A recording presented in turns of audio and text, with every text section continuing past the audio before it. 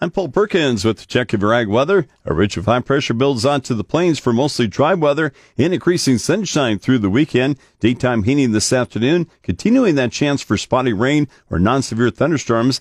After highs today in the mid-60s to around 70, highs are around 80 tomorrow, the 80s over the weekend and Monday. A quick moving disturbance could kick up a few thunderstorms on Saturday evening.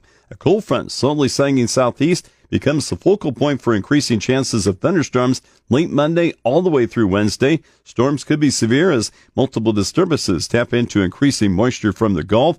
Highs on Tuesday from northwest to southeast range from the upper 70s to the upper 80s. Wednesday, our highs are mostly in the 70s. For the long-term forecast, Nebraska and Kansas temperatures Tuesday through June 11th expected to be mostly seasonal or near normal. Rainfall for Nebraska and Kansas indicated to be above normal Tuesday through June 11th, with the higher chances of rain the middle to late part of next week.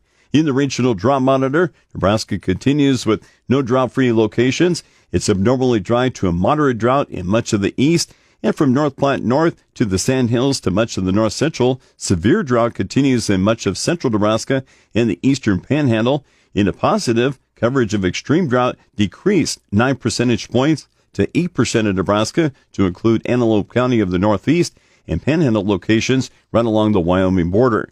Kansas increased 11 percentage points to 30% drought-free. Much of eastern Kansas is drought-free, while most of the west and central is abnormally dry. Moderate to severe drought is confined to northern Kansas locations along the Nebraska border, also from Lincoln to Great Bend and Lyons, along with Syracuse to the southwest corner. Key weather factors driving the markets include continued rain across the southern U.S., a change that continues wet conditions next week, chances of frost in Brazil, and dry spots in Europe, the Black Sea region, China, and Australia. In the southern U.S., scattered to widespread rain expected to continue to limit late spring field work. The last in a series of disturbances crosses the central and southern Appalachians tomorrow before turning northward along the Atlantic coast. Warmer air builds eastward into key ag areas of the plains and Midwest this weekend, boosting crop emergence and development after cool and wet weather. Forecast models have changed to push a storm early next week across the entire U.S. instead of just the north. Scattered rain is now possible everywhere in the U.S. early next week on into the following Friday. In southern Brazil, patchy frost as far north as Parana the next few mornings could affect second crop corn that could be in the filling stage.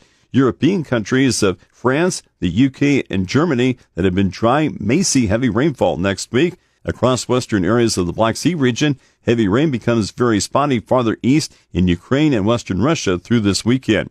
Australia has a couple of rain chances that favor western areas, while other locations continue to see below normal rainfall for wheat establishment.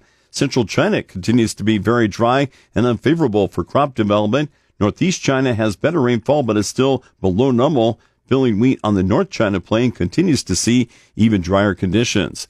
With your check of ag weather, I'm Paul Perkins.